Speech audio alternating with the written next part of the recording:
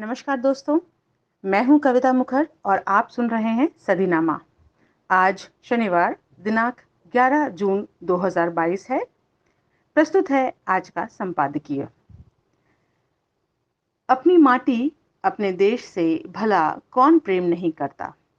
और फिर देश के प्रथम नागरिक की बात हो तो सम्मान सहित नए नाम और व्यक्तित्व के प्रति उत्कंठा लाजिमी है।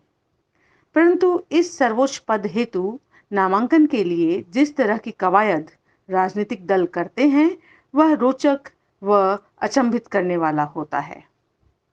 आइए जाने ग्वालियर मिजाज के पत्रकार और सदीनामा के सह संपादक राकेश अचल जी के शब्दों में इस बार का वातावरण।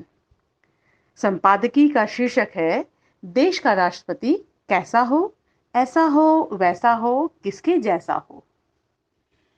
देश में राष्ट्रपति चुनाव की तारीखों की घोषणा के साथ ही देश में फिर से एक शीर्ष ध्रुवीकरण कहिए या प्रयोग अटकलें शुरू हो गई हैं।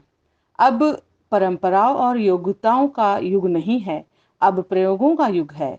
सत्तारूढ़ भाजपा को पिछली बार की तरह इस बार भी देश और दुनिया को चौंकाना है। पिछली बार भी राष्ट्रपति पद के लिए रामनाथ कोविंद का नाम अप्रत्याशित रूप से देश के सामने आया था। देश का राष्ट्रपति कैसा हो, ऐसा नारा आज तक भारतीय राजनीति में नहीं लगा, क्योंकि देश की आजादी के बाद देश के पास इस पद के लिए एक से बढ़कर एक योग्य नेताओं की पूरी फौज थी। कांग्रेस को 1947 से लेकर 2012 तक राष्ट्रपति चुनने में एक या दो अवसरों पर मुश्किलों का सामना करना पड़ा, अन्यथा देश में 16 राष्ट्रपतियों का चुनाव बड़ी ही आसानी से संपन्न होता रहा। कांग्रेस राज की अंतिम राष्ट्रपति प्रणब मुखर्जी थे। भाजपा ने 2017 में पहली बार अपने मन का राष्ट्रपति चुना था। परंपरा की बात करें तो भाजपा को उपराष्ट्रपति पद पर उपराष्ट्रपति वेंकैया नायडू को पदोन्नत करना था, लेकिन ऐसा हो नहीं रहा क्योंकि भाजपा के मन में कुछ और है। नई राष्ट्रपति पद को लेकर भाजपा को एक ऐसा प्रत्याशी चाहिए जो आने वाले दिनों में वर्तमान राष्ट्रपति की महत्वाकांक्षी न हो, वर्तमान राष्ट्रपति की तरह महत्वाकांक्षी न हो, प्रोटोकॉल की परवाह न करता हो और सरकार को मुश्किल में डालने की जरूरत न करता हो। साथ ही जातीय गणित में भाजपा के लिए वोटों की राजनीतिक हिसाब से भी उपयोगी हो। भाजपा के सामने इस समय अनेक विकल्प हैं।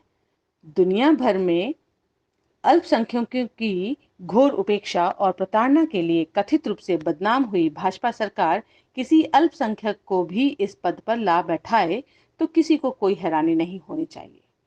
गौरतलब है कि इस समय भाजपा के पास लोकसभा हो या राज्यसभा, कहीं भी कोई मुस्लिम नेता नहीं है।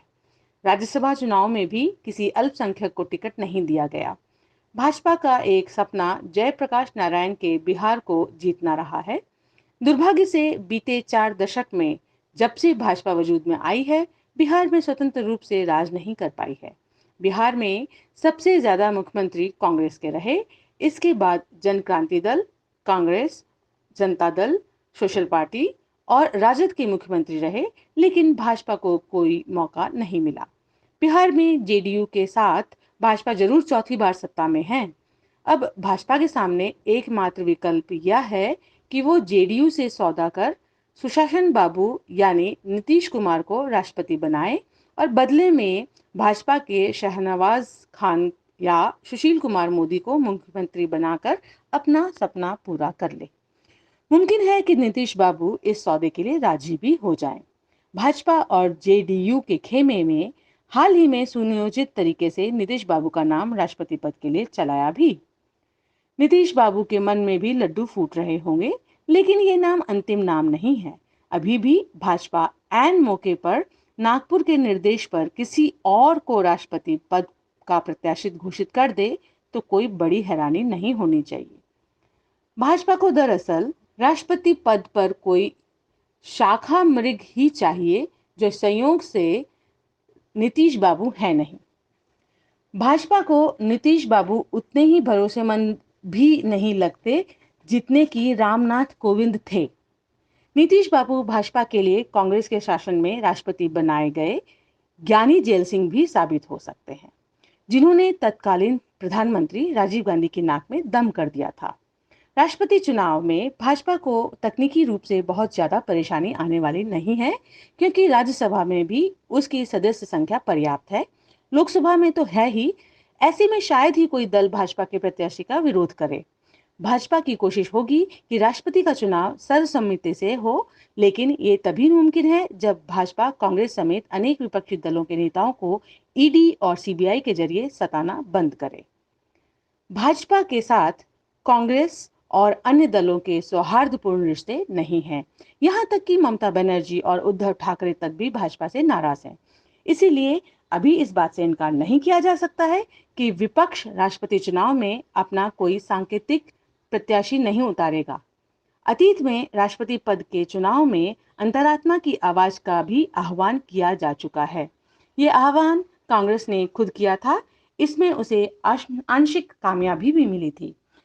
भाजपा के सामने इस समय ऐसी कई परिस्थितियां नहीं हैं। भाजपा में राष्ट्रपति पद के लिए न कोई दावेदार है, न कोई ऐसा नेता राष्ट्रपति नेतृत्व को इस मामले में दबाव में ले सके। भाजपा के सहयोगी दलों में जेडीयू को छोड़कर कोई ऐसा दल नहीं है जो भाजपा को आंखें दिखा सके। भाजपा के पास विपक्ष को मैनेज करने वाले नेताओं की भी कमी नहीं है। भाजपा के पास एक से बढ़कर एक मैनेजर हैं जो पार्टी के लिए कुछ भी त्याग सकते हैं, कहीं भी माथा टेक सकते हैं, किसी के लिए भी गगरौनी गा सकते हैं। उल्लेखनीय है कि राष्ट्रपति चुनाव के लिए तारीखों का ऐलान कर दिया गया है। 18 जुलाई को मतदान की तिथि निर्धारित की गई है, वहीं 21 जुलाई को परिणाम जारी किया जाएगा। इसके लिए 29 जून तक नामांकन किए जाएंगे। आयोग ने बताया है कि राष्ट्रपति चुनाव की हर प्रक्रिया की वीडियोग्राफी कराई जाएगी। राष्ट्रपति चुनाव को लेकर दरअसल कुछ दिनों से बीजेपी और जेडीयू के रिश्तों में काफी नजदीकियां देखी जा रही हैं। इतनी मिठास तब दिखाई दे रही है जब दोनों पार्टियां कई मुद्दों पर बिल्कुल विपरीत राय रखती हैं। अब बिहार की राजनीति पर नजर रखने वालों के लिए तो ये सवाल जरूर होगा कि आखिर इस प्यार को क्या नाम दिया जाए। दोनों दलों के बीच बढ़ती इस मिठास की वजह से अटकलें लगाई जा रही हैं कि भीतर ही भीतर कहीं न कहीं गुड़ फूट रहा है। भाजपा इस चुनाव के बहाने देश दुनिया में अपने खिलाफ बने वातावरण को बदलने के लिए कुछ तमाशा कर सकती है, शिगुफे छोड़ सकती है, ताकि लोग उलझे रहें। तो आप सुन रहे थे सदीनामा का संपादकीय। कल हम फिर हाजिर होंगे एक नए विषय के साथ। तब तक के लिए इजाजत दीजिए। नमस्कार।